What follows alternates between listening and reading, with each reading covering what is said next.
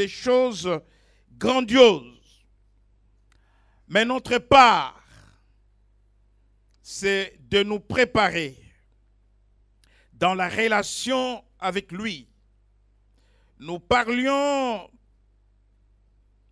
de la puissance du rattachement. Mais au-delà de la puissance du rattachement, si nous voulons vivre des merveilles avec Dieu, marcher dans le surnaturel, vivre les oracles de Dieu, les prodiges, le miracle, voir comme Dieu voit. Quelle grâce pour un enfant de Dieu de voir comme Dieu voit. Alléluia. Quand tu vois comme Dieu, tu es dans le surnaturel.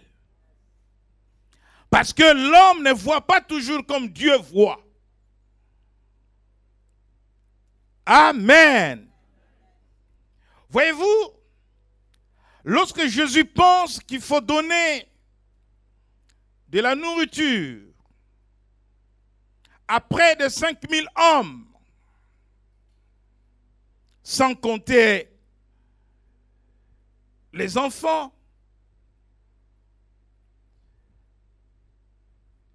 Jésus ne voyait pas comme les disciples voyaient. Voilà pourquoi Philippe dira: qu'est-ce que nous pouvons acheter comme nourriture avec 200 € pour nourrir 5000 personnes? Ce n'est pas réalisable. Ça, c'est la perception de Philippe. Mais Jésus, lui qui est Dieu, il ne voit pas comme Philippe. Et André, qui essaye de voir au-delà de Philippe, mais toujours pas comme Dieu, il dit: il y a ici un jeune homme qui a 5 pains et 2 poissons. Mais qu'est-ce que cela peut faire pour 5000 personnes? Mais Jésus voyait la multiplication de ces 5 pains et de ces 2 poissons. Et donc Jésus voyait dans le surnaturel. Alors que les disciples qui étaient avec lui étaient dans le naturel. Bien-aimés, nous devons cesser d'être dans le naturel. Nous devons être dans le surnaturel avec notre Dieu. Parce qu'il n'y a pas de miracle possible dans le naturel. Alléluia.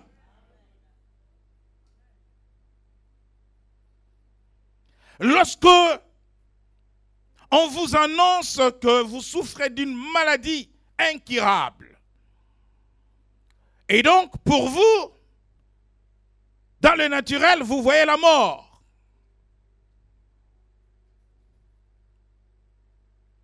Mais Dieu qui vous a créé,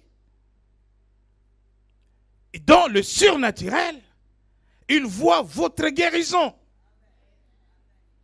Mais votre guérison ne sera pas possible si vous ne voyez pas par la foi la guérison comme Dieu la voit. C'est pour cela que la Bible dit que nous ne marchons pas par la vue, par ce que nous voyons. Nous voyons au-delà de ce qui est visible. Alléluia.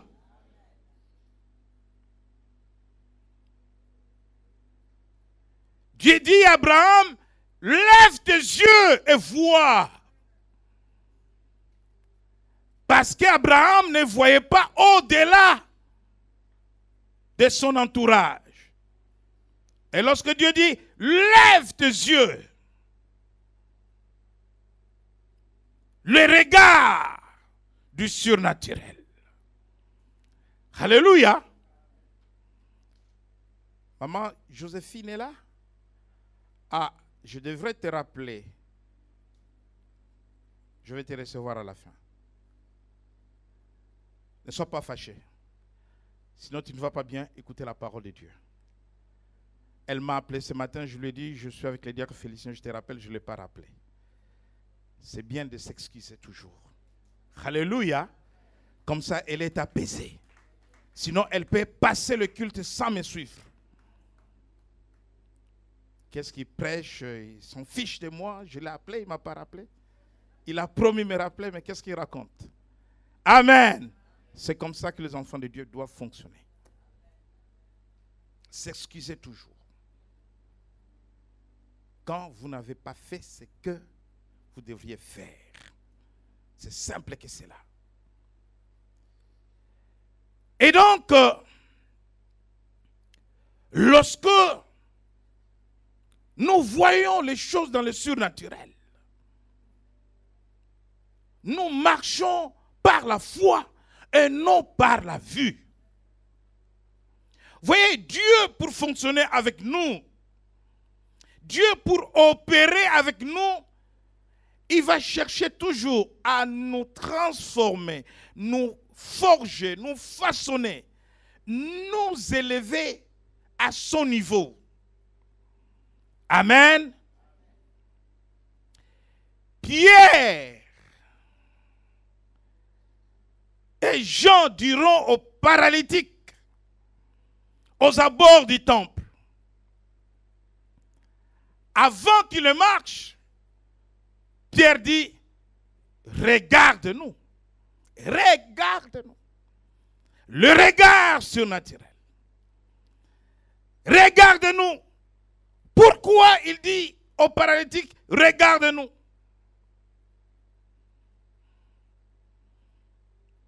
Parce que lui, il est assis. Il ne peut pas marcher. Eux sont debout. Par les regards pour lui dire, tu es comme nous. Regarde-nous. Tu es comme nous. Et bientôt tu seras comme nous. Je n'ai ni or ni argent. Mais ce que j'ai, je te le donne au nom de Jésus. Lève-toi et marche. Les regards surnaturels. Et Dieu continue à nous former parce que nous avions dit que nous convergeons vers le surnaturel. Nous sommes dans la transformation. Mais de la transformation, dans 6 mois, nous serons de l'autre côté. Alléluia.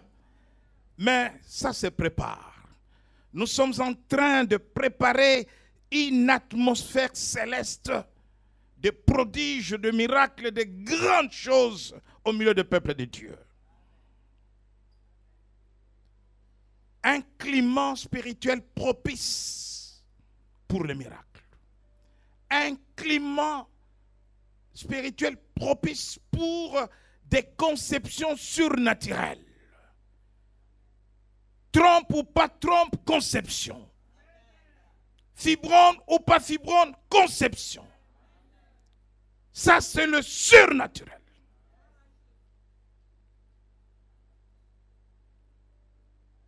Même à 45 ans, c'est le surnaturel. Alléluia. Tu es locataire, à 65 ans, tu es propriétaire. C'est le surnaturel. C'est l'avancement surnaturel qui vient écraser le retard. Rattrapage, rappel, arriéré. Alléluia. Avec Dieu, il y a des arriérés à gagner. Bien-aimé, sois calme. C'est comme si pendant tout le temps de la souffrance, on a pris ton argent qu'on a épargné quelque part. Parce que si tu avais ça entre tes mains, tu aurais dû dépenser, faire de n'importe quoi. Alors on va te donner ça à l'âge où tu ne peux pas faire de dépenses. À l'âge où tu ne peux pas regarder les petites filles. Alléluia. À l'âge où tu ne peux pas aller en boîte. Parce que les jeunes ils vont te regarder. Oh, mais ce vieux, qu'est-ce qu'il veut faire ici? Alléluia. À cet âge-là, on ne fait pas de bêtises. Il y a de quoi à récupérer. Sois calme. Sois tranquille. Ne sois pas dans le tourment. Alléluia. Dans le surnaturel, les choses s'accélèrent d'une manière miraculeuse que tu ne vas pas comprendre. Et il n'est pas trop tard pour toi. Amen. Alors nous cheminons toujours avec des choses qui vont nous préparer, n'est-ce pas, à rentrer dans cette dimension dans les semaines à venir ou les jours à venir. Voilà pourquoi, pendant ma prière, le Seigneur m'a dit ce matin, parle à mon peuple de la délivrance des influences négatives dans leur vie. La délivrance des influences négatives. Les influences négatives sont des choses qui nous soumettent dans des malédictions maléfiques, démoniaques, sataniques, des choses qui nous soumettent dans des envoûtements. Les influences négatives par les transferts d'esprit mettent les gens sous le contrôle de Satan. Lorsque vous êtes influencé négativement par les maléfiques, l'ennemi vous éloigne des bénédictions de Dieu. L'ennemi vous éloigne de la voie de Dieu. L'ennemi vous éloigne de la maison de Dieu. Il y a des gens qui viennent à l'église, mais qui se laissent toujours influencer par le mal. Vous savez que nous sommes toujours influencés par ce que nous voyons, par ce que nous buvons, par ce que nous mangeons, par ce qui nous entoure, par les endroits où nous vivons.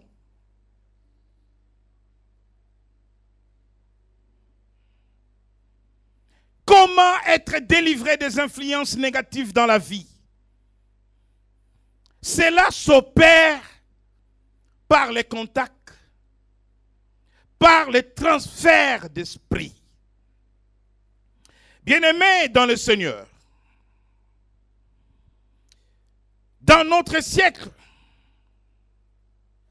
les chrétiens veulent servir Dieu, marcher avec Dieu, mais sans observer les lois morales de Dieu.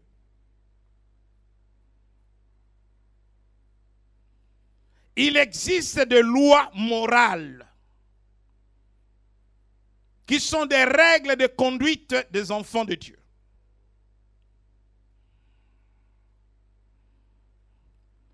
Un enfant de Dieu n'est pas libre de faire ce qu'il veut.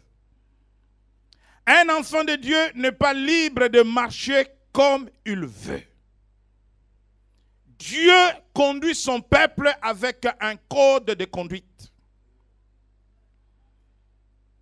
Alléluia. Dieu conduit son peuple aussi avec des interdits. Des choses auxquelles tu ne dois pas toucher. Beaucoup pensent que ces choses sont dépassées parce qu'elles appartiennent au livre ancien. Lorsque Dieu a donné les tables de la loi à Moïse,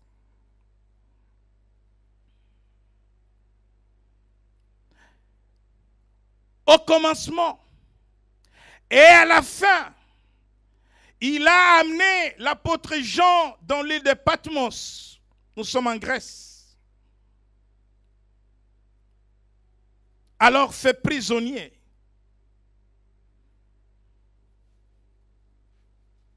Dieu dit à Jean, écris ces choses, publie ces choses.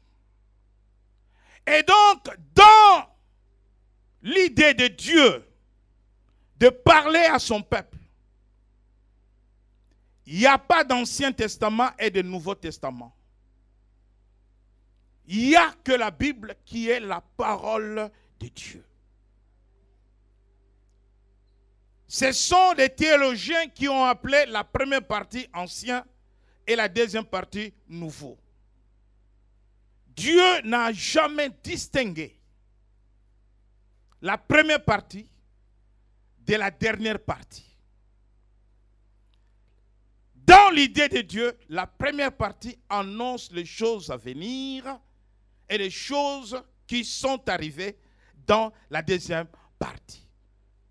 Pour preuve, Michée, Ésaïe et tous les prophètes dans la première partie parlent de Jésus. Alléluia. Et Jésus, on le verra en chair et en os dans la deuxième partie. Déjà dans Genèse, on parle de la croix. Et dans la dernière partie, on va vivre la délivrance de l'humanité par la croix. Et donc, si dans la première partie, ce que vous appelez Ancien Testament, Dieu a posé des règles de conduite, des règles morales, comment le peuple devrait se comporter, se conduire, ceux qui lui appartiennent, comment il devrait se tenir face à ceux qui ne lui appartiennent pas. Personne n'a plus d'amour que Dieu. Personne n'a aimé le monde comme Dieu. La Bible dit que Dieu a tant aimé le monde, tant aimé. Ça veut dire qu'il a beaucoup aimé le monde. Trop même. Alléluia. Si tu aimes ta femme tant, gloire à Dieu. Si tu aimes ton mari tant, gloire à Dieu. Si tu aimes l'église tant, gloire à Dieu. Si tu aimes les autres tant, gloire à Dieu. Mais personne ne nous a aimés autant que Dieu.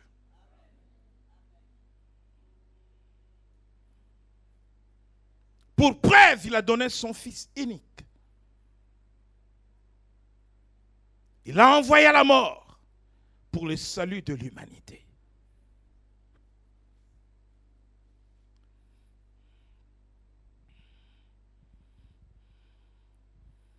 Quelqu'un a dit, tes messages sont forts et tes messages divisent les gens. Et j'ai dit, alors,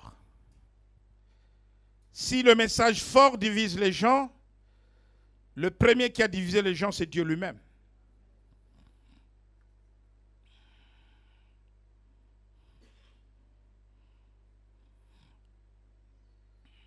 Jésus dit, je suis venu jeter l'épée.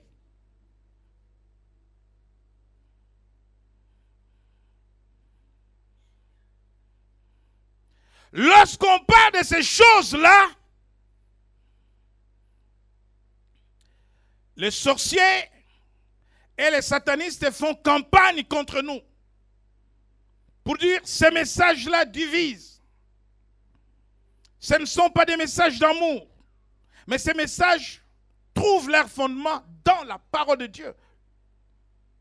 Dieu lui-même a séparé ceux qui lui appartiennent et ceux qui ne lui appartiennent pas.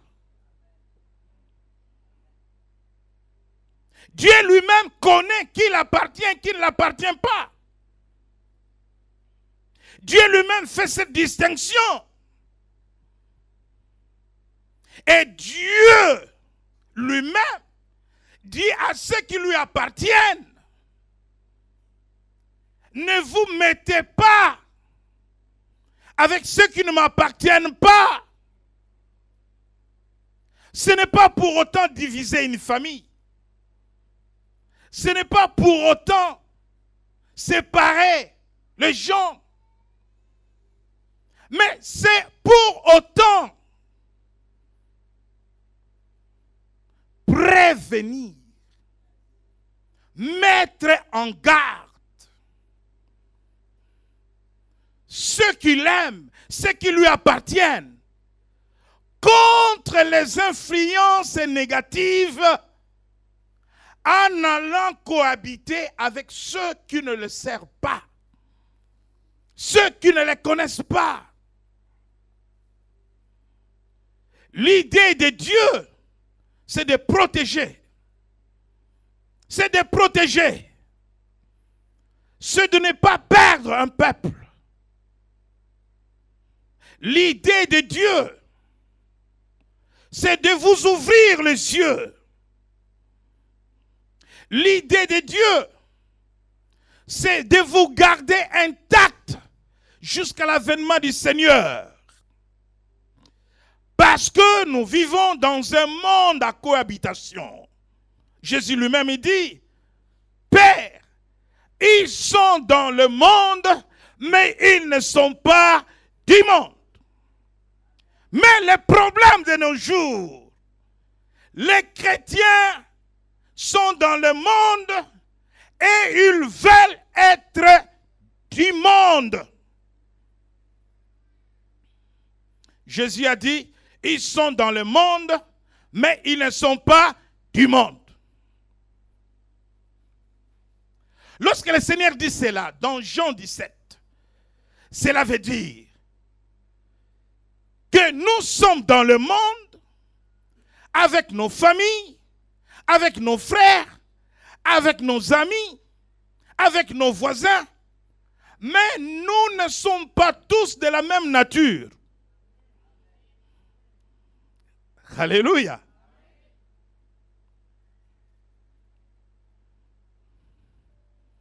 Je comprends que c'est dur de comprendre de tels messages. Faut-il perdre les enfants de Dieu? Faut-il laisser les enfants de Dieu dans la tromperie et la ruse de Satan?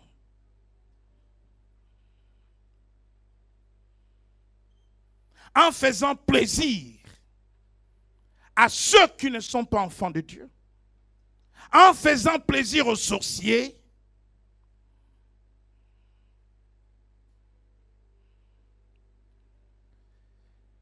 la délivrance des influences négatives. Beaucoup sont influencés en mal. Beaucoup sont influencés par les maléfiques. Beaucoup sont aveuglés. Beaucoup sont entraînés. Écoutez, être chrétien, c'est une identité. Alléluia. Être chrétien, c'est une identité. Le Français a son identité. Le Belge a son identité. L'Américain a son identité. Le Chinois a son identité.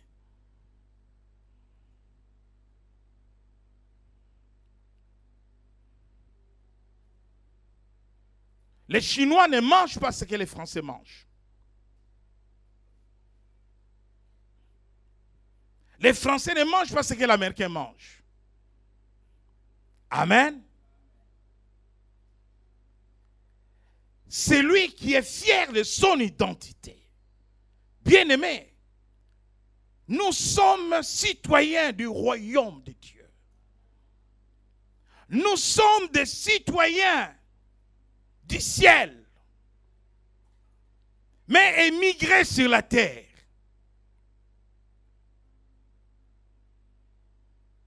Vous êtes émigré ici. Pourquoi vous ne mangez pas le menu français? Pourquoi vous allez à Château-Rouge?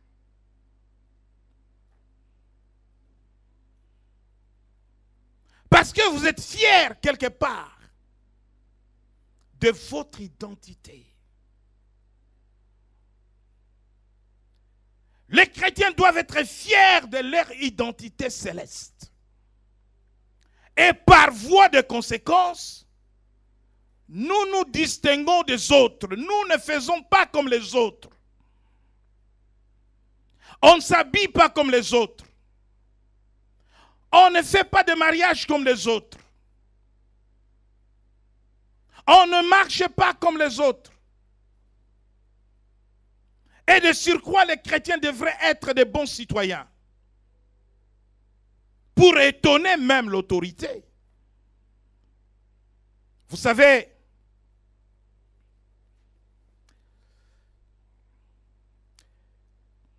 je connaissais un propriétaire de salle de fête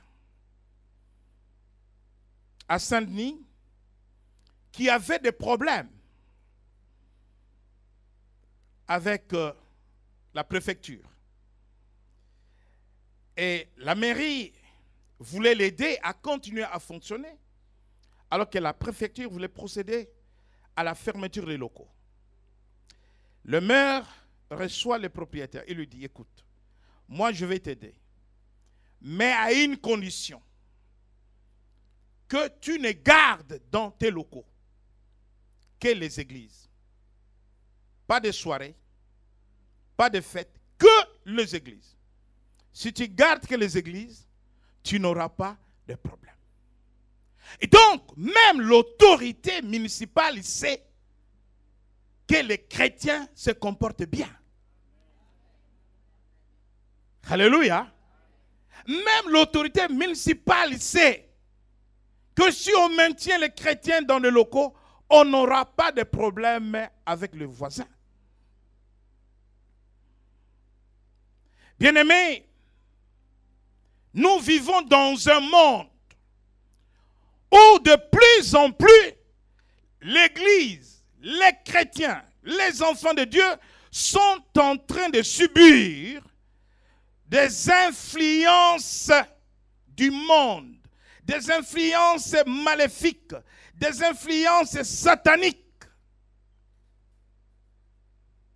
Soyez transformés par le renouvellement de l'intelligence. Ne vous conformez pas au siècle présent, alors que les chrétiens sont en train de faire comme les autres. C'est ça la conformité. Ne vous conformez pas, ça veut dire ne faites pas comme, ne vous habillez pas comme, ne vous mariez pas comme, ne dansez pas comme.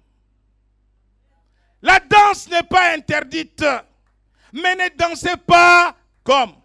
La fête n'est pas interdite, mais ne fêtez pas comme. Faire des affaires, ce n'est pas interdit, mais ne faites pas les affaires comme. Alléluia. Pourquoi vous ne supportez pas notre mode de vie? Pourquoi vous ne supportez pas notre mode de vie? Pourquoi aller chercher la manière de vivre dans le monde? Pourquoi les païens sont en train de modeler l'Église, de modeler les enfants de Dieu?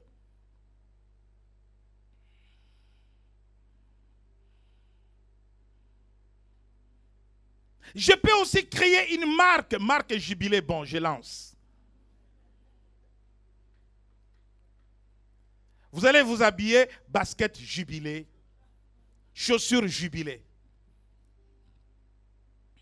Vous allez acheter? Non.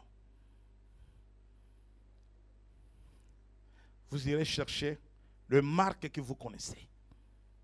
Même c'est une copie, pourvu que les noms. Alléluia. Dieu a conduit Israël avec des principes dans tous les domaines de la vie. Des principes, même pour le mariage. Des principes, même pour le mariage. Des principes, même pour habiter un territoire. Mais pourquoi Dieu les interdisait de ne pas faire ça, si? Pourquoi Dieu a imposé ces principes? C'est parce qu'il savait que s'il laisse son peuple aller n'importe où, être avec n'importe qui, ce peuple serait influencé par leur Dieu. L'influence, c'est quelque chose de spirituel. Écoute-moi bien. L'influence, c'est quelque chose de spirituel. Quand il y a un courant d'influence dans un domaine donné, les esprits sont derrière.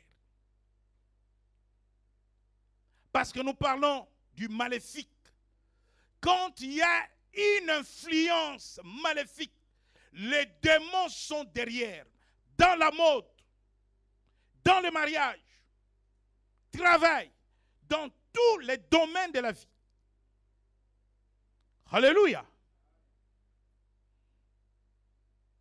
Akab, roi en Israël, comment il est devenu roi?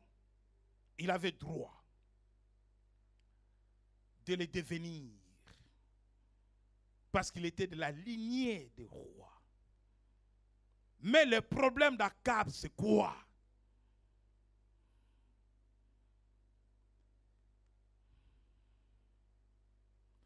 Akab est allé prendre une femme chez le peuple qu'Israël devrait détruire.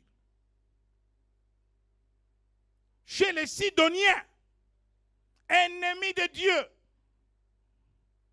servant les idoles. Jézabel, une sorcière, elle est venue dans le mariage et avec la puissance et la sorcellerie, elle a influencé le roi. C'est elle qui dirigeait le pays. Quand elle disait au roi, tue-moi tous les prophètes de Dieu, Akab exécuté. L'influence crée une domination. Si Dieu ne te délivre pas de ça, tu es soumis. Tu ne peux rien faire. Tu deviens un exécutant, mais en mal. Alors que de nos jours, les enfants de Dieu jouent avec le feu. Les enfants de Dieu n'ont pas de discipline. Ils mettent leurs pieds n'importe où. On se marie avec n'importe qui. Pourvu qu'on s'est croisé dans le métro.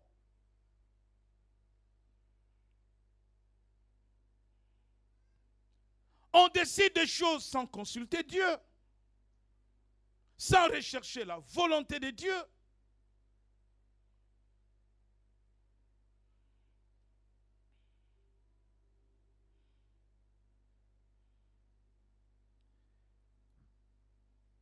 Dans le livre de Deutéronome, et avant de lire le livre de Deutéronome, je voudrais relever deux domaines de l'influence maléfique ou négative. Deux domaines. Premier domaine, le lieu. Le lieu.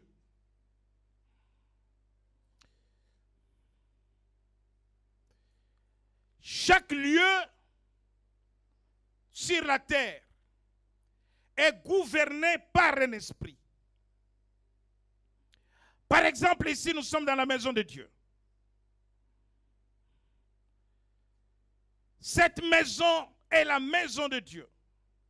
Cette maison a été dédiée à Dieu. Nous sommes dans le temple de Dieu. Quelqu'un m'entend? Quelqu'un m'entend?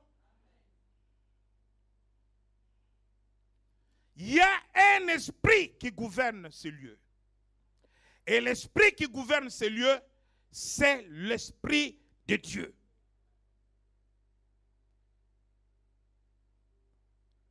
On peut bien prier à la maison.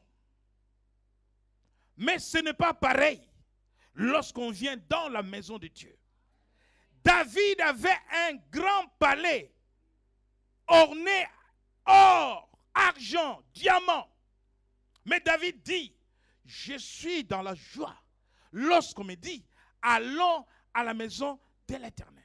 David dit, je ne quitterai pas la maison de l'Éternel jusqu'à la fin de mes jours.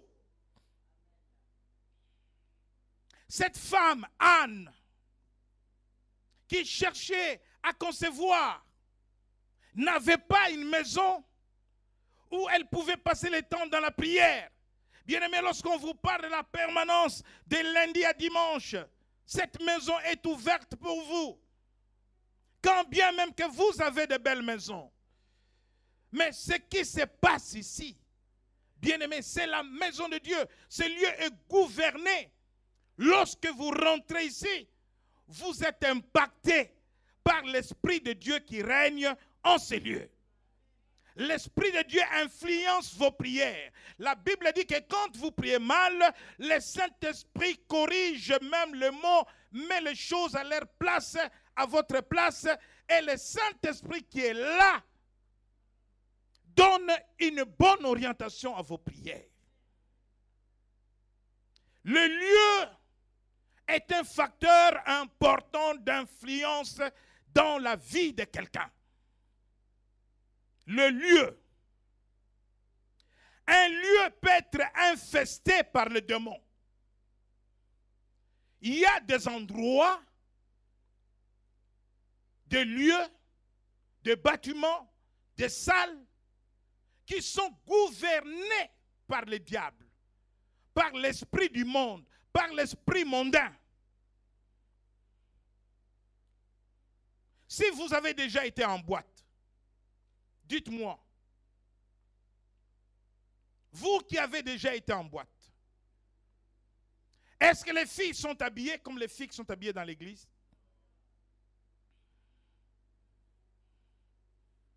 L'esprit qui règne en boîte, est-ce que c'est le même esprit qui règne ici?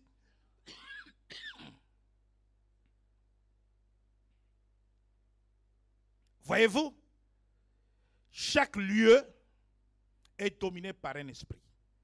Partout où vous allez, même dans des maisons de gens, chaque maison est gouvernée par un esprit. Je vous dis, il y a des maisons, quand je rentre, je ne reste pas 10 minutes.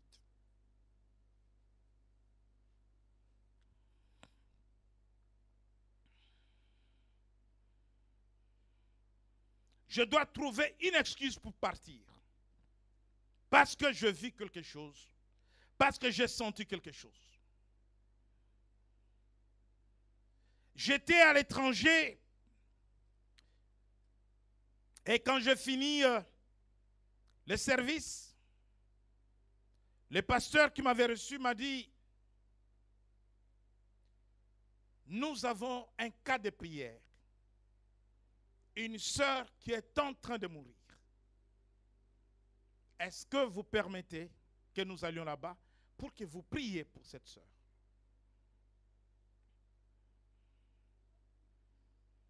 Nous sommes allés dans la maison.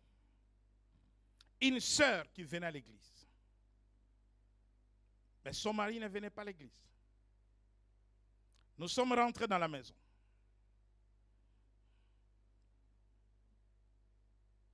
Mes yeux ont fixé le mur.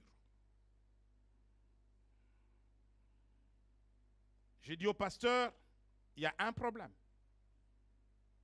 Il me dit, quoi, Bishop? À l'oreille.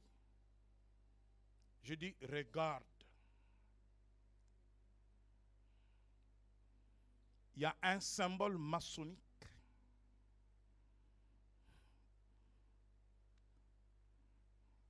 dans la maison. Est-ce que tu connais cet homme? Non, il ne prie pas. Bon, c'est sa femme qui vient à l'église. Moi, je dis, mais dans la maison, il y a un autel. Alléluia. Ce discernement te permet d'orienter la prière.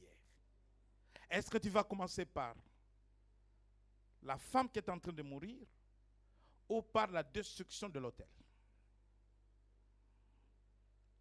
Parce que si tu ne détruis pas l'autel, même si tu pries pour elle, même si les démons sortent, les démons reviendront parce qu'il y a une porte ouverte qui est l'autel. J'ai dit, mais pasteur, ce n'est pas votre terrain ici. Ce n'est pas votre terrain. C'est un terrain à conquérir. Regarde. Mais des fois, les gens, venez prier ici, ils vont au nom de Jésus. Au nom de Jésus. Sans discernement.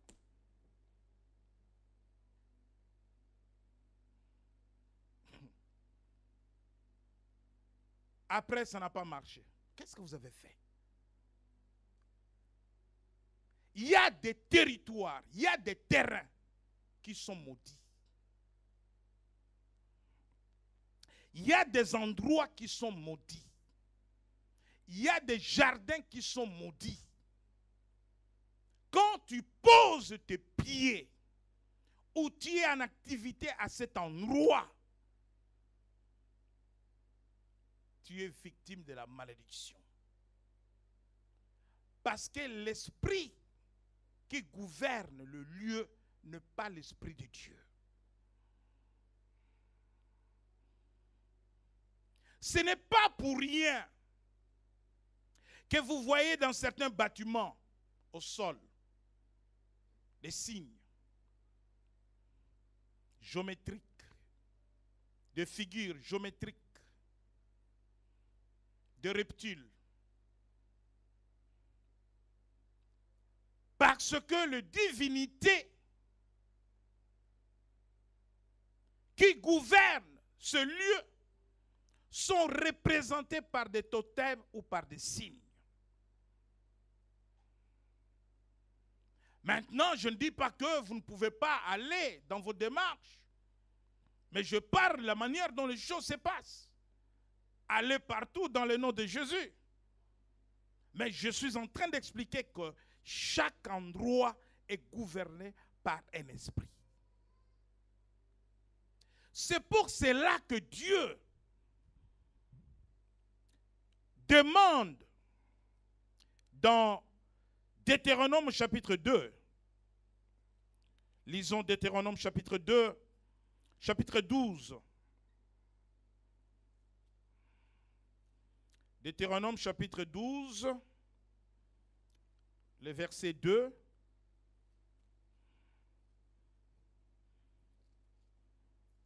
Nous lisons la parole de Dieu, Deutéronome chapitre 12, verset 2 et 3. Vous détruirez tous les lieux où les nations que vous allez chasser servent leurs dieux, sur les hautes montagnes, sur les collines et sur tout arbre vert. Vous renverserez leurs autels, vous briserez leurs statues. Vous brûlerez au feu leurs idoles, vous abattrez les images taillées de leurs dieux, et vous ferez disparaître leur nom de ce lieu-là. Vous n'agirez pas ainsi à l'égard de l'Éternel, votre Dieu. Merci. Vous détruirez tous les lieux où les nations que vous allez chasser servent leurs dieux, sur les hautes montagnes et sur les collines. Les lieux sont infectés. Les lieux sont infestés par les esprits démoniaques. Les objets sont à détruire. Vous aménagez dans une maison. Vous trouvez des meubles abandonnés, des tableaux. Vous ne savez pas qui a habité cette maison. Et vous vous contentez à les garder. C'est ce que nous appelons les objets familiers. C'est-à-dire que les démons ou les esprits maléfiques sont attachés aux objets et vont manifester dans la maison leur présence. Cela peut causer des maladies. Les enfants malades, cela peut causer des conflits. Des fois des parents qui se disputent, des enfants qui se battent. Il y a des troubles, tout simplement parce que cette maison est infestée. C'est pour cela qu'il est important, lorsque vous rentrez dans un nouveau logement, de faire venir le serviteur de Dieu, de prier pour la maison, afin que vous preniez possession du lieu.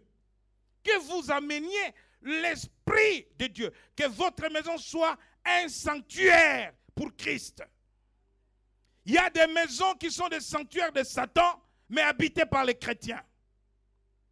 Parce que vous n'avez pas fait un travail de nettoyage spirituel pour sanctifier ces lieux. Alléluia. N'ayez pas peur, n'allez pas dormir dehors. Retournez dans vos maisons, mais sanctifiez le lieu. Alléluia. Lorsqu'un lieu est maudit, il est maudit. Lorsque Israël a détruit la ville de Jéricho, à la fin de la destruction de la ville, Josué fit une déclaration. Il dit, cette ville que nous avons détruite, maudit soit l'homme qui la rebâtirait. La ville est maudite. On peut lire ça dans Josué.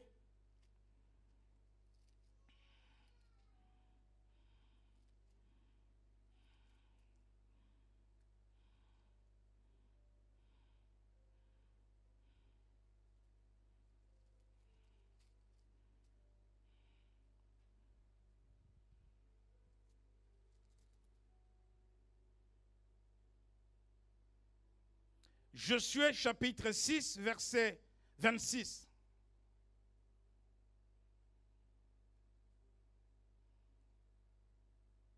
Josué chapitre 6, verset 26. Ce fut alors que Josué jura en disant, maudit soit devant l'Éternel l'homme qui se lèvera pour rebâtir cette ville de Jéricho. Il en jettera les fondements au prix de son premier-né, et il en posera les portes au prix de son plus jeune fils. L'Éternel fut avec Josué, dont la renommée se répandit dans tout le pays. Alléluia. Josué avec Israël ont détruit Jéricho.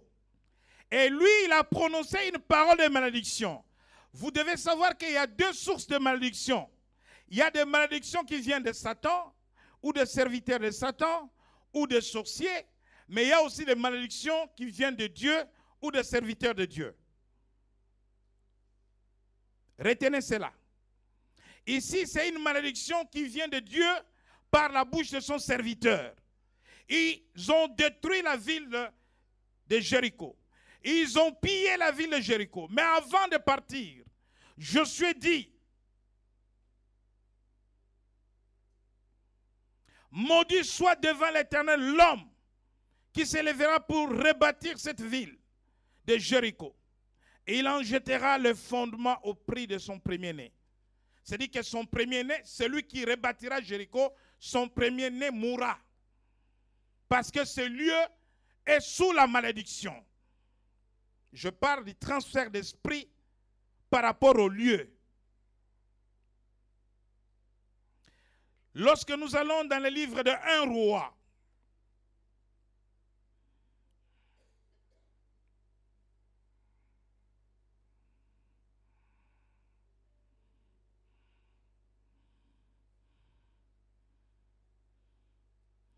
Dans 1 Roi, chapitre 16, verset 34. Lisez 1 Roi 16, 34. Vous allez voir l'accomplissement de la parole de Josué. Nous lisons la parole de Dieu, 1 Roi 16, verset 34. De son temps, Hiel de Béthel bâtit Jéricho. Il en jeta les fondements au prix d'Abiram, son premier-né, et il en posa les portes au prix de Ségub, son plus jeune fils, selon la parole que l'Éternel avait dite par Josué, fils de Nun. Amen. Parce que le lieu était maudit. Parce que la terre là était sous la malédiction. Josué avait dit que celui qui osera reconstruire cette ville, son premier-né mourra et son jeune enfant mourra. Voilà que quelque temps après, Hiel de Béthel, quelqu'un qui était à Béthel, lui il est venu voir une ville dévastée, il dit je vais reconstruire Jéricho. Ce qu'avait dit Josué est arrivé. C'est-à-dire que l'influence de la malédiction que Josué avait jetée sur la ville l'a touché parce que lui, il a rebâti la ville, son premier-né est mort et son jeune enfant est mort. Donc, le lieu est un facteur d'influence. Voilà pourquoi vous ne devez pas vous hasarder à aller n'importe où, fréquenter n'importe quel lieu. Il y a des lieux qui ne peuvent pas servir de lieux de culte. Il y a des jardins qui ne peuvent pas servir de jardins de culte. Il y a des lieux qui sont de hauts lieux. Ne regardez pas la beauté du lieu. Ne regardez pas la beauté du jardin. Oh, ce jardin est beau, merveilleux. Ici, je peux faire mon anniversaire. Tu connais les occupants de ce lieu? Tu connais les occupants? Parce qu'il n'y a pas dans le domaine spirituel, il n'y a pas un territoire sans maître.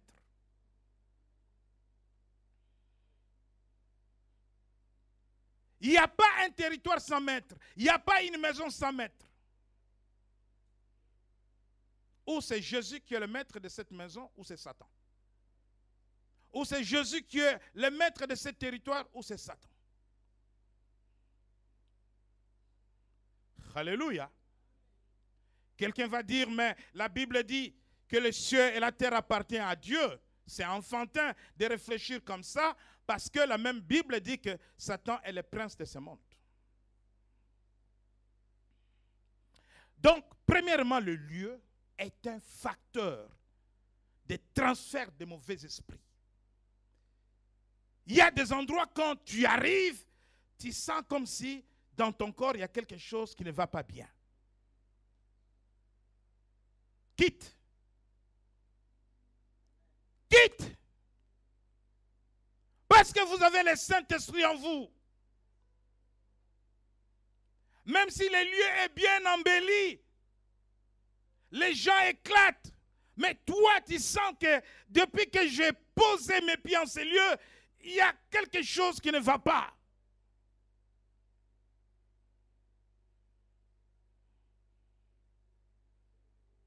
Une fille est allée dans un concert. Elle est venue me voir et dit, papa, délivre-moi. C'est vrai, ce sont des satanistes. Je sentais que mes cheveux étaient en train de partir. Plus jamais.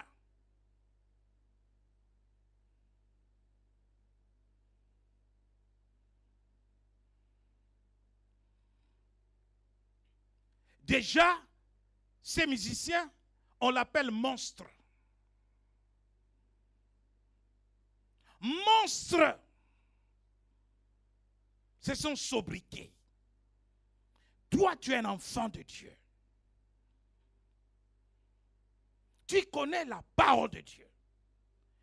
On appelle quelqu'un monstre. Tu penses que c'est pour amuser la galerie? Mais c'est vraiment un monstre. C'est l'incarnation du diable. Là où le monstre fait ses histoires, toi tu y vas.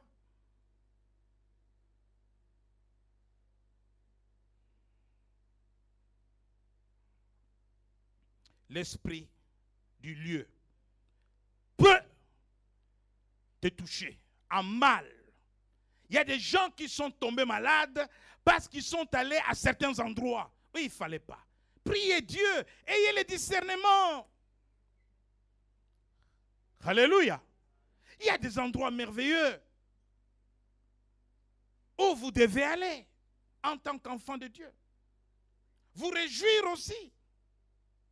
On ne dit pas que la vie chrétienne, c'est une vie de solitude où les gens sont enfermés. Non, qui vous a dit ça? On peut s'amuser. On peut se faire plaisir. Mais dans le discernement. On peut aller dans des restaurants. Mais dans le discernement. Où tu y vas? Qui t'invite? Qui tu fréquentes? Qui t'accompagne? Qui est ton allié? Qui est ton ami? Quand je dis ces choses, ces messages sont forts. Mais ça, c'est diviser les gens. Mais quand vous souffrez, c'est moi qui souffre pour jeûner et prier. Pourquoi vous m'appelez? Moi, je me bats contre les sorciers, mais vous, vous voulez les protéger. Parce que je sais à quel point ils sont nuisibles. À quel point ils font mal. Ils aiment les fêtes, ils aiment les anniversaires, ils aiment offrir des cadeaux, ils sont courtois, ils sont gentils. Mais tout ça, c'est là-bas pour tuer des gens, pour donner des maladies aux gens, pour détruire des couples. Je les connais. Parce qu'ils se confessent. Alléluia. Ayez de l'autorité en toi, en tant que chrétien. Vous savez, la caractéristique de la sorcellerie, c'est la manipulation. Ne te laisse pas manipuler. Sois capable de dire oui et sois capable de dire non. On ne peut pas te faire faire des choses contre ta volonté. Il y a beaucoup de chrétiens qui souffrent à cause de la honte.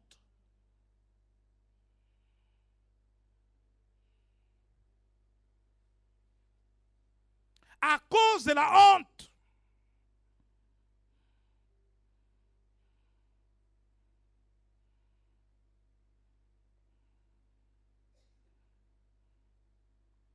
Ils ne peuvent pas dire non. Qu'est-ce qu'il va dire? Qu'est-ce qu'il va imaginer? Mais d'abord toi, d'abord ta vie, d'abord ta maison, d'abord ta santé. Je dirai non quand il faut dire non. Et les conséquences de mon non, je l'assume. C'est ça être responsable. Il ne faut pas plaire à quelqu'un. Comme une histoire que nous a toujours racontée. Quelqu'un, quelque part, dans une cérémonie, où on l'a piégé, sur son assiette, il y avait du poison. Et il savait qu'on a mis du poison sur son assiette. Et lui, il prend son assiette, il sort une histoire, il dit, dans nos coutumes, dans pareilles circonstances, on doit s'échanger les assiettes. Il prend son assiette, il donne au voisin. Et il prend l'assiette du voisin. Mais moi, le voisin, je dirais non.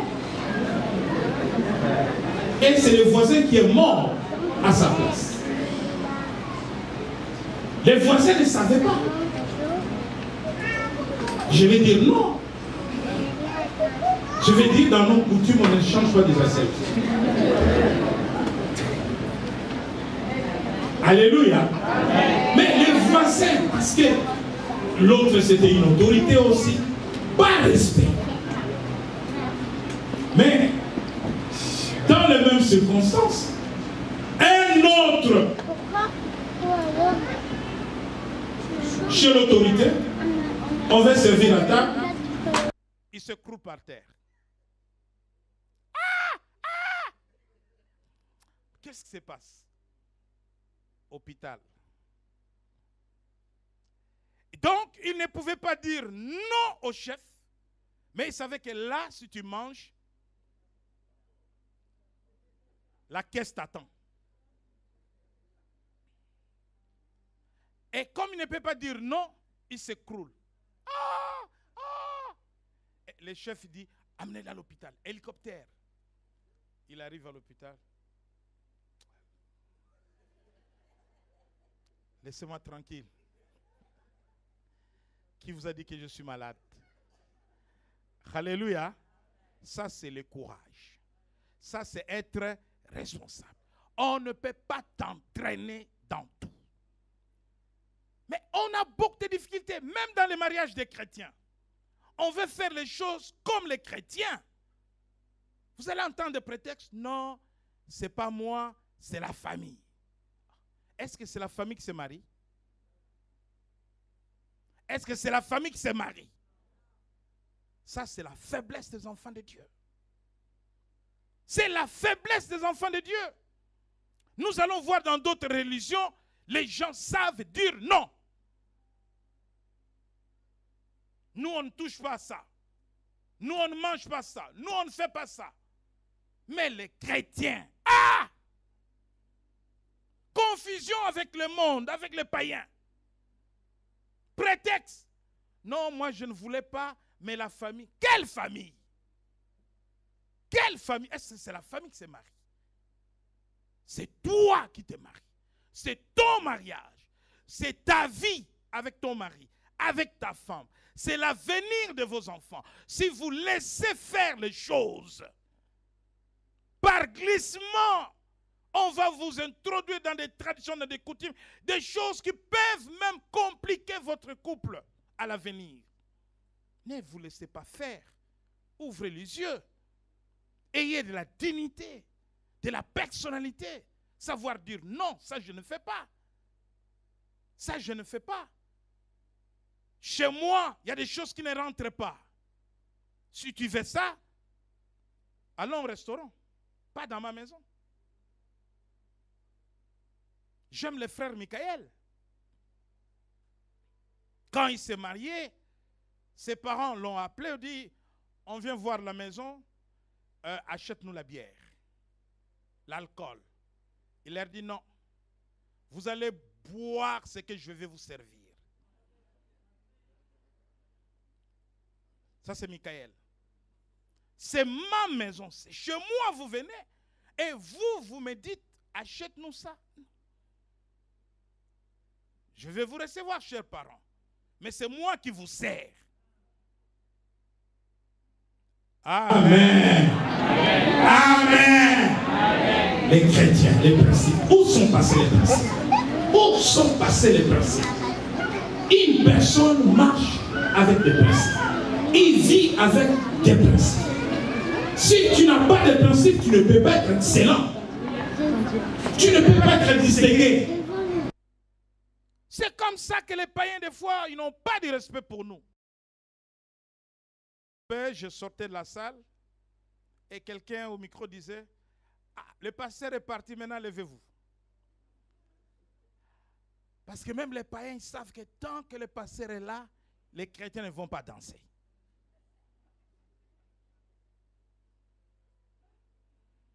Et donc, ils connaissent même notre hypocrisie. J'ai entendu dans mes oreilles. Il dit, le pasteur est parti, maintenant levez-vous.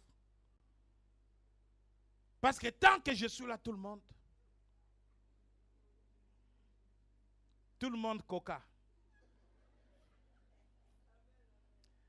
Il suffit que je tourne le dos, il n'y a plus rien là-bas. Alléluia. Ne vous laissez pas influencer à mal. Dieu ne permet pas le mélange. Ou tu es chaud ou tu es froid. Mais il dit, si tu es tiède, je te vomis. Chrétien, caractère chrétien, principe chrétien, vie chrétienne. Il n'y a pas double vie. Alléluia.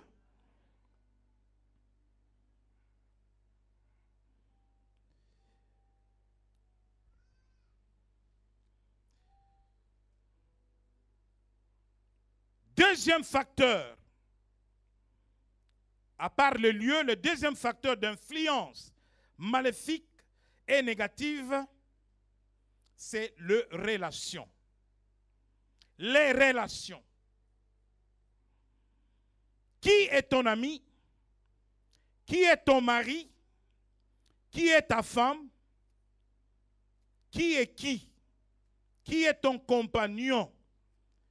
Deuxième facteur, les relations. Le diable va utiliser les relations pour détruire par le biais des transferts d'esprit. Dans Deutéronome chapitre 7, je vais lire rapidement au verset 2. Au verset 2. Lorsque l'Éternel ton Dieu te les auras livrés et que tu les auras battus, tu les dévoueras par interdit. Tu ne traiteras point d'alliance avec elles et tu ne leur feras point grâce. Dieu interdit à son peuple d'établir des alliances avec le peuple étranger. C'est-à-dire ceux qui servent les dieux païens. Amen. Amen. Le mariage est une alliance. Est-ce que les chrétiens se marient entre chrétiens? Toujours.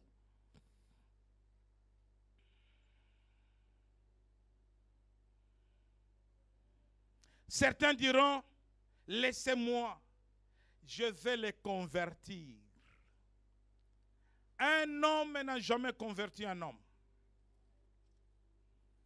C'est le Saint-Esprit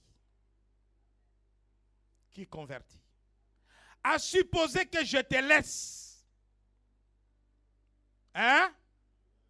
Laissez-moi, je te laisse. Et que tu ne le convertis pas. Quelle serait ta vie sur 60 ans de vie commune? Sur 50 ans de vie commune? Si tu ne le convertis pas, si c'est un sorcier, si c'est un magicien, si c'est une sirène des eaux,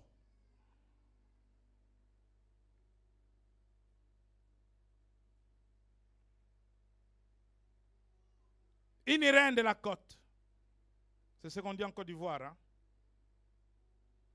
Au Sénégal, on dit Makumba. On l'appelle même Maman. Au Sénégal. Et en Guinée, Makumba. Au Congo, on dit Mami Wata. En Côte d'Ivoire, la reine de la côte. J'ai posé une question, répondez-moi. Si tu ne la convertis pas, une vie de galère, une vie de souffrance, parce que tu vivras sous l'influence maléfique. Je ne fais pas peur à quelqu'un, je dis la vérité. Et je prêche la vérité. Alléluia. Des relations amicales dangereuses. Des gens qui jouent avec le feu. Ils sont chrétiens, mais ils sont dans les milliers de rosicruciens, des francs-maçons, des amis satanistes. Et tu le sais très bien.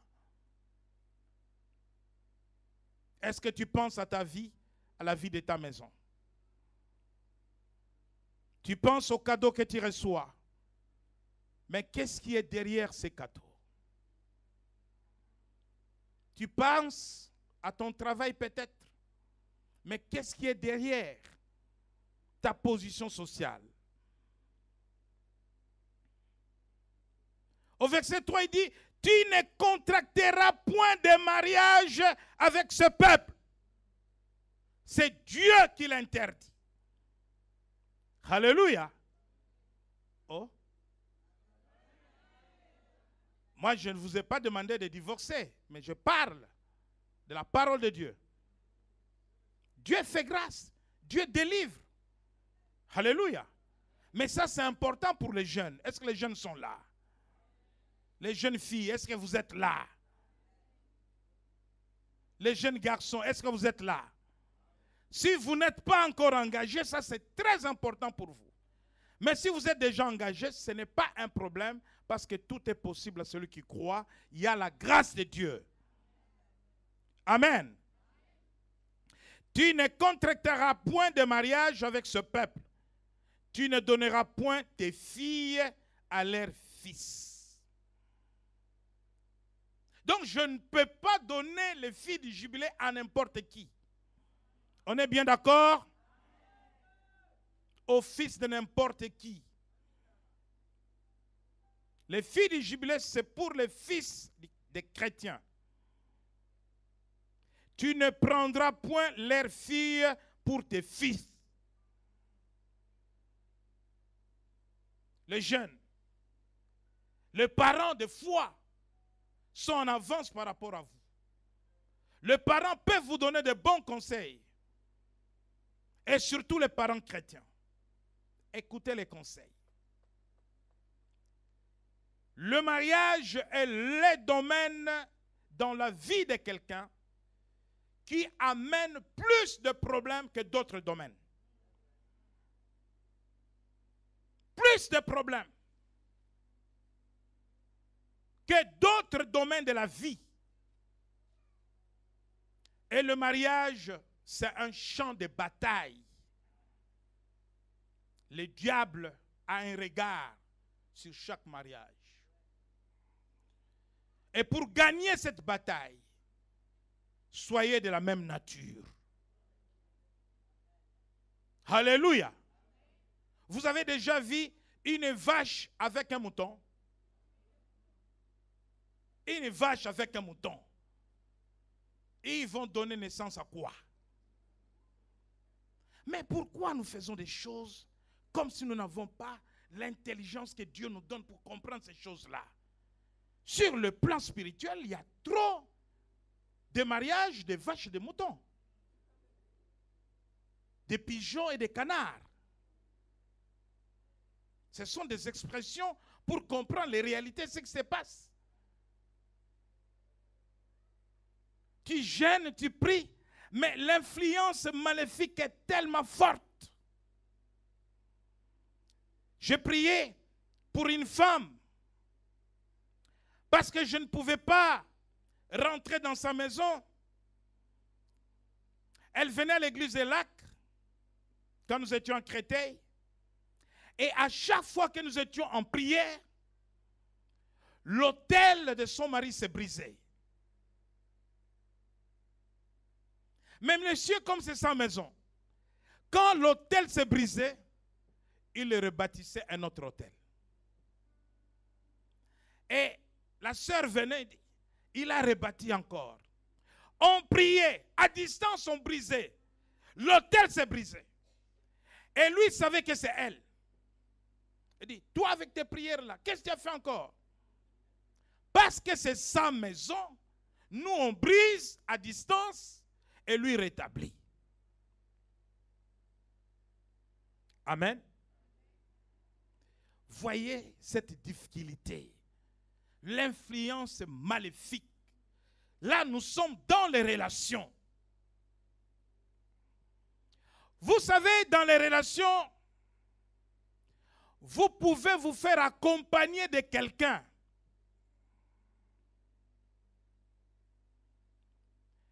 qui a un problème avec Dieu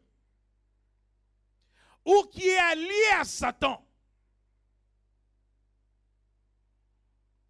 Un malheur vous arrive tout simplement parce que vous vous trouvez au mauvais endroit. Il y a des gens qui meurent par accident de voiture, des avions ou des trains. Pas parce qu'ils devraient mourir ce jour-là, mais parce que dans la voiture, il y a un Jonas. Parce que dans l'avion, il y a un Jonas.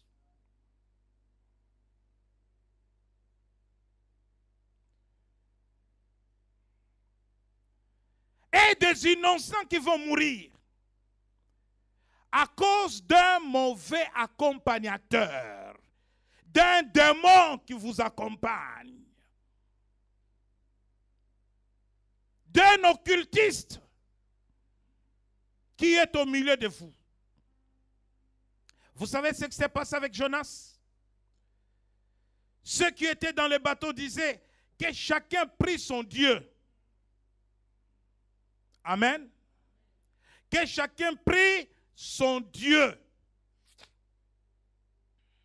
Ils ont trouvé que Jonas était suspect. Parce que pendant qu'eux, ils priaient leur Dieu et ils invoquaient leur divinité, mais il n'y avait pas de solution. Ils étaient en train de connaître un naufrage.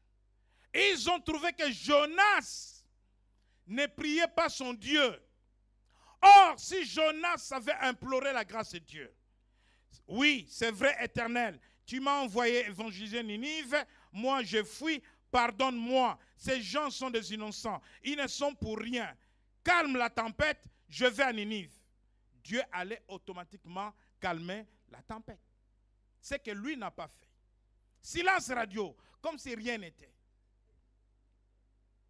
Il y a trop de silence radio autour de vous. Comme s'il ne connaît rien, alors que c'est lui. D'autres souffrent, mais c'est lui.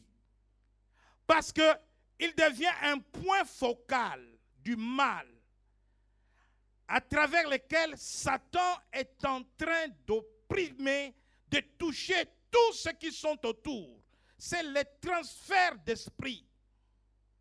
Il a suffi qu'on prenne Jonas, qu'on le jette dans l'eau. La tempête s'est calmée. Il y a des tempêtes qui agitent vos vies, mais il y a des Jonas autour. Il faut les jeter dans l'eau. Vous pensez que ceux qui avaient jeté Jonas dans l'eau n'avaient pas d'état d'âme?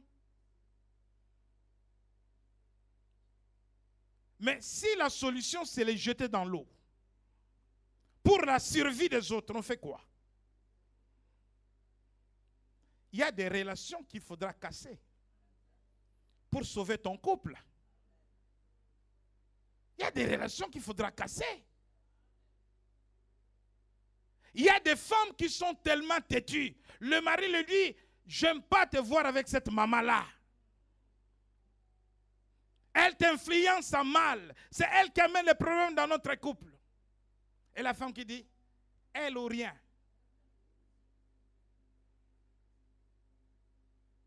Elle ou rien, ça veut dire, ça peut casser. Alléluia. Jésus dit, si ta main gauche ou droite t'empêche d'hériter le royaume, tu fais quoi? Tu la coupes. Il y a des relations qu'il faut cesser parce qu'elles sont source de problèmes. Elles sont source de difficultés. Quelqu'un qui n'est pas en paix avec toi, pourquoi tu vas continuer à le fréquenter? Quelqu'un qui te fait souffrir, qui te crée toujours des problèmes, pourquoi tu vas continuer à insister? Chrétien, aie la personnalité. Et c'est pour ça, pour terminer, dans 2 Corinthiens, chapitre 6, verset 14,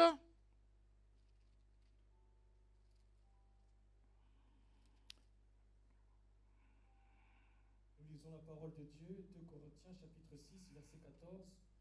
Ne vous mettez pas avec les infidèles sous un joug étranger, car quel rapport y a-t-il entre la justice et l'iniquité? Ou qu'y a-t-il de commun entre la lumière et les ténèbres? continue. Quel accord y a-t-il entre Christ et Bélial? Ou quelle part a le fidèle avec l'infidèle? Quel rapport y a-t-il entre le temple de Dieu et les idoles? Car nous sommes le temple du Dieu vivant. Alléluia. Comme Dieu l'a dit, j'habiterai, je marcherai au milieu d'eux, je serai leur Dieu et ils seront mon peuple. C'est pourquoi sortez du milieu d'eux. Séparez-vous, dit le Seigneur, ne touchez pas à ce qui est impur. Je vous accueillerai, je serai pour vous un père, et vous serez pour moi des fils et des filles, dit le Seigneur en Tout-Puissant. Alléluia! C'est la conclusion de ce message. Sortez du milieu d'eux. Séparez-vous. Là, c'est Dieu qui parle. Est-ce que c'est moi qui vous sépare? Non. Dieu dit, sortez du milieu d'eux. Ceci ne veut pas dire qu'il faut rejeter ceux qui ne prient pas. Non. Ceci ne veut pas dire qu'il faut renier sa mère ou son père parce qu'il n'est pas chrétien. Non. Il y a une façon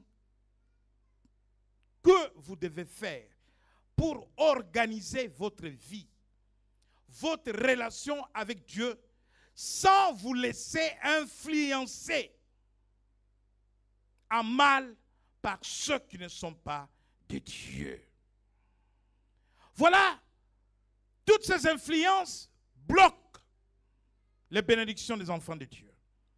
Toutes ces influences ne vous permettent pas de vous épanouir sur le plan spirituel, de grandir en maturité sur le plan spirituel, de devenir des héros dans la foi.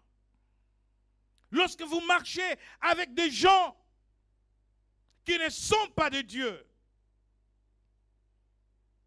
qui consultent d'autres divinités, ils vous influencent par les transferts des esprits maléfiques.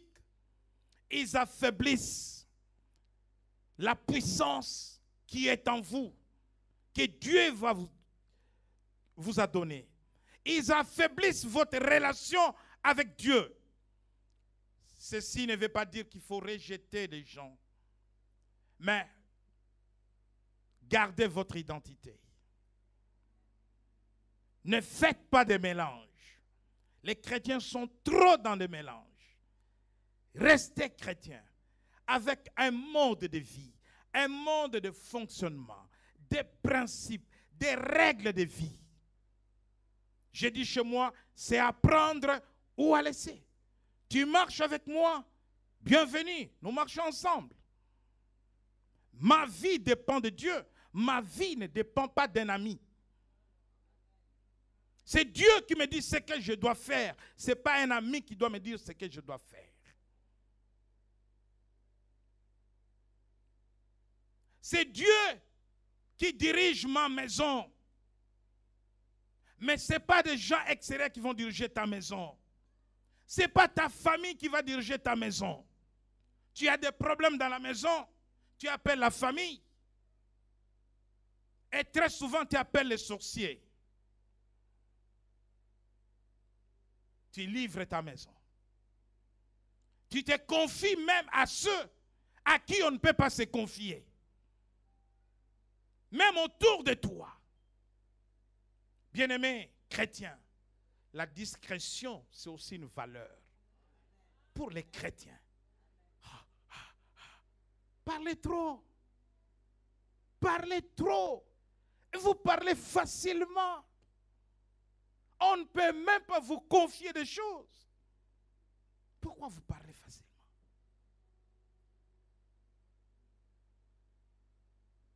Pourquoi vous parlez si facilement? Vous savez, il y a eu des moments où les disciples ont vu des choses. Lors de la transfiguration, ils ont vu Jésus entouré de Moïse et Élie. Parce qu'ils ont vu. Qu'est-ce que Jésus leur a dit? Ne racontez à personne. Et si toi tu avais vu?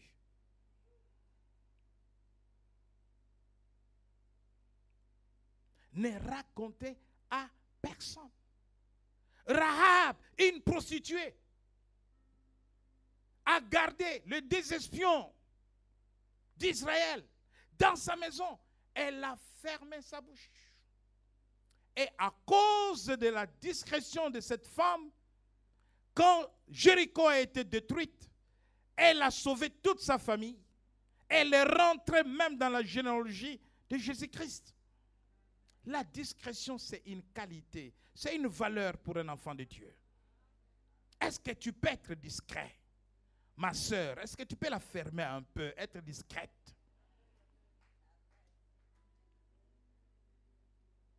Quelqu'un est en train de te regarder, la chose n'est pas concrète, tu as déjà parlé même aux ennemis. Et il y a une ennemie qui va aller le voir et dire, c'est ma copine, je la connais, celle-là,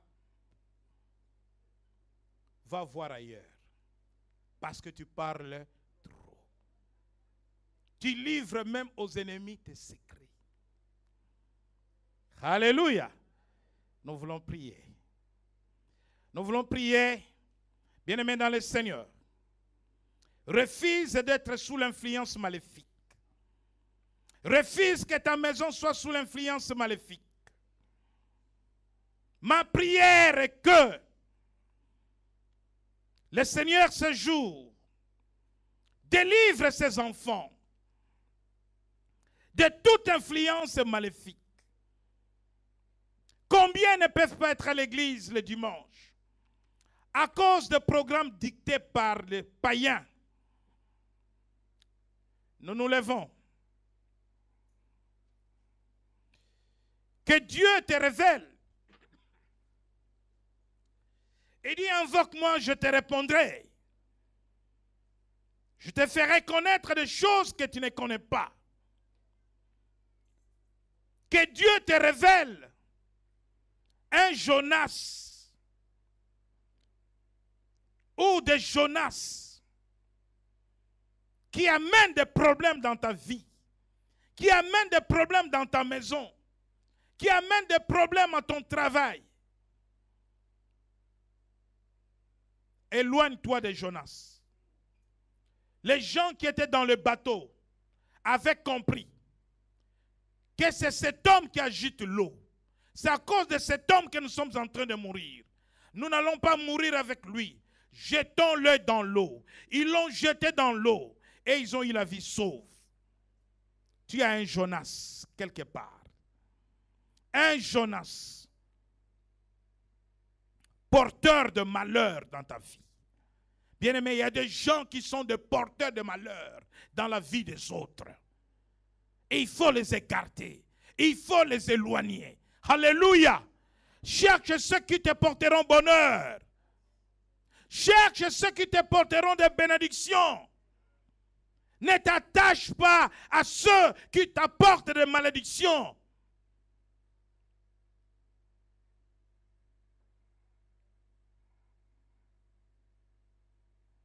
Nous voulons prier. Bien-aimé,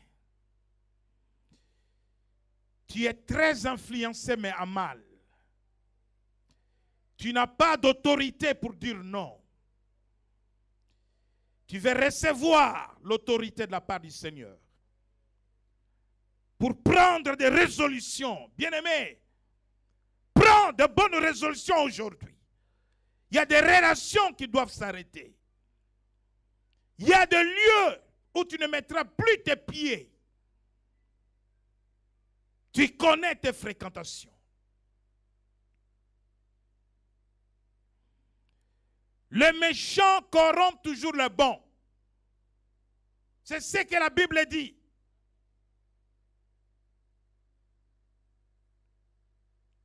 Ne viens pas nous enseigner le contraire. Non, je suis avec eux pour leur parler l'évangile. La Bible dit que le méchant corrompt toujours. Ne change pas la Bible. Prends des dispositions pour ne pas te laisser corrompre par le mal. Pour ne pas te laisser influencer par les démons. Nous voulons prier. Tu es sous l'influence maléfique. Tu ne sais pas dire non. Même quand bien même consciemment tu sais que ce que tu fais n'est pas bon. Mais tu es influencé.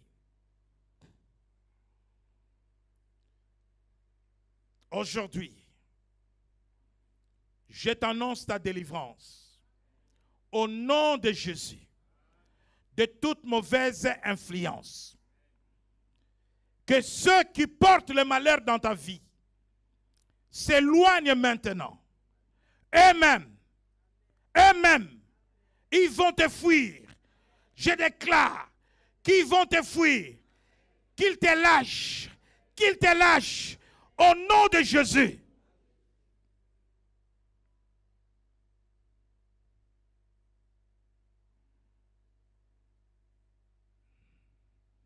Je vais dire aux jeunes filles, à l'âge de mariage, si tu as quelqu'un depuis des années,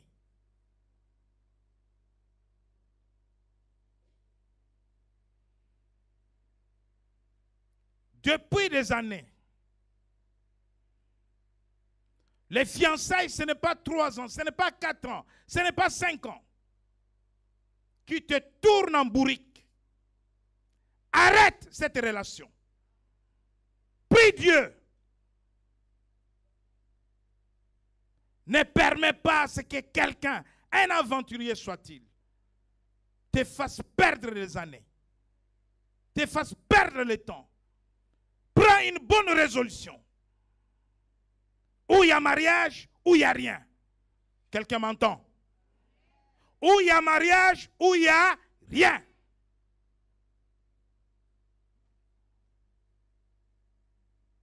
On ne joue pas avec les années de la vie.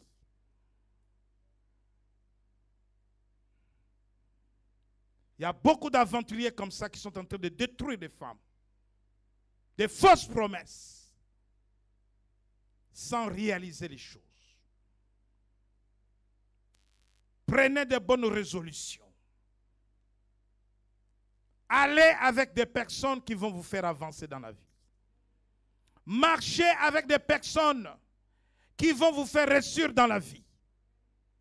Éliminez les médiocres. Éloignez-vous des médiocres. Quittez les médiocres. La Bible dit, séparez-vous d'eux. La Bible a dit, sortez du milieu d'eux. Même si c'est des amis d'enfance, il n'y a pas une histoire d'amis d'enfance. Sors du milieu où tu ne progresses pas. Sors du milieu où tu n'avances pas. Il reste tes amis, tes connaissances. Mais tu sors quand même. Alléluia. Tu leur parleras, tu leur diras bonjour. Mais sors quand même, va voir autrement ailleurs. Nous prions, mais il y a des choses que nous devons faire aussi. Il y a aussi notre part. Seigneur, nous prions pour la délivrance de ton peuple. Que ceux qui sont sous l'influence négative, l'influence maléfique, ceux qui sont envoûtés, ceux qui sont victimes de malédictions, à cause de lieux fréquentés, à cause de personnes fréquentées, voyez maintenant toute malédiction brisée dans le nom de Jésus. Ouvre leurs yeux, que les écailles tombent et que chacun sache avec qui marcher, avec qui vivre, qui fréquenter. Seigneur, libère ceux qui sont aveuglés par l'envoûtement démoniaque, qui sont enfermés dans des relations inutiles, dans des relations maléfiques, dans les relations démoniaques, dans le nom de Jésus. Que toutes ces relations mauvaises sèchent au nom de Jésus, s'arrêtent. Sortez du milieu d'eux, dit l'Éternel. Vous serez son peuple et il sera votre Dieu. Amen.